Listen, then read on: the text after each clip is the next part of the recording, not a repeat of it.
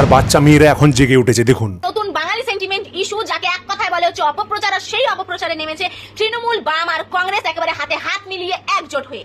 তাদের বক্তব্য একটাই যে অন্যান্য রাজ্য থেকে নাকি বাঙালিদেরকে উৎখাত করা হচ্ছে। আর বাঙালিদেরকে নয়, বাংলাদেশি অনুপ্রবেশকারীদেরকে উৎখাত করা হচ্ছে। কেউ যদি দুটো বাংলা বলতে পারে আর লিখতে পারে তাহলে পরে কেউ স্থায়ী বাঙালি হয়ে যায় না।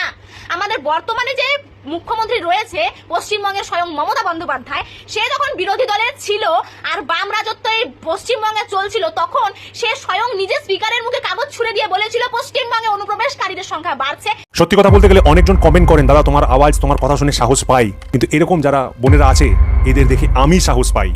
ঠিক রাস্তায় এগোচ্ছি, তোমরাও ঠিক রাস্তায় এগোচ্ছ।